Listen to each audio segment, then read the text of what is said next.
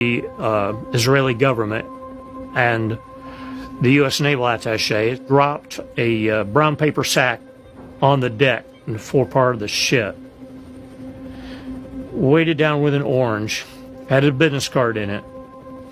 It landed right next to the severed leg of one of the deck personnel. And the note said,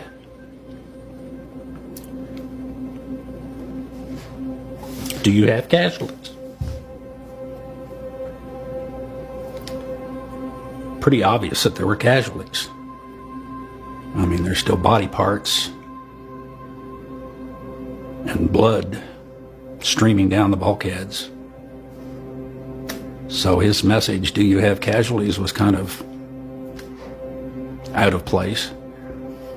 One of the sailors carried that sack back to the captain, and the captain took out the note and read it, looked up at the helicopter and popped the social finger at it. June the 8th, 1967, the height of the Six-Day War.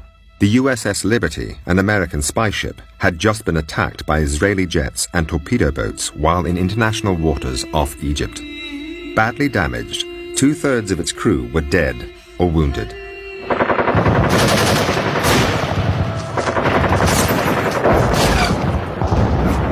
As soon as the news reached Washington, the attack on the Liberty instantly triggered a domestic political crisis.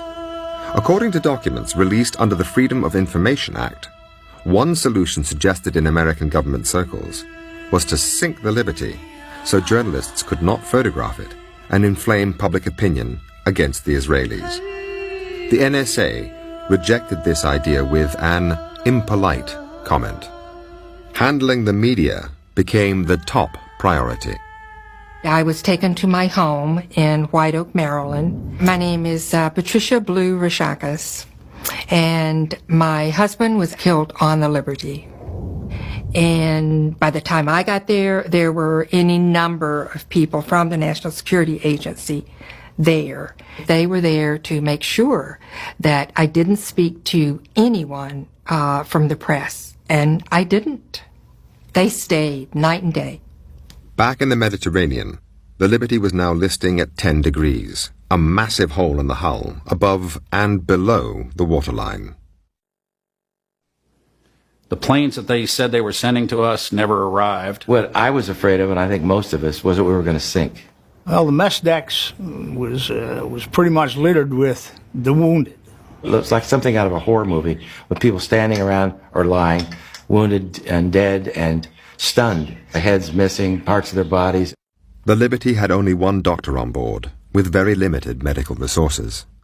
There was not a table that wasn't being used with a body on it, or a wounded body on it. The doctor fixed compound fractures and treated bullet and shrapnel wounds, while blood transfusions were given arm to arm. It was real bad. And the doctor said to him, "Do you want me to operate?"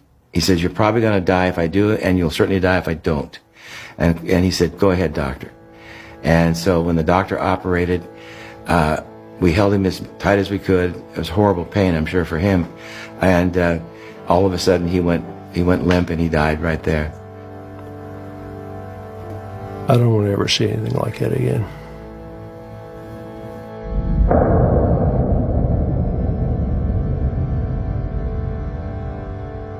Captain McGonigal received a pretty bad leg injury, lost a lot of blood. He was navigating by the stars. We had a little bit of power and tons of water in our belly, which meant the ship waved back and forth all night long. The next day, American ships arrived to take the injured and the dead off the Liberty. The American government now made sure that no journalists could get anywhere near the crew. When they took the severely wounded to various parts, they actually posted guards on their rooms so that no one could be interviewed by the press. The total press blackout was in effect. Back in Washington, the government ensured there was little information for the press, while politics went on behind closed doors.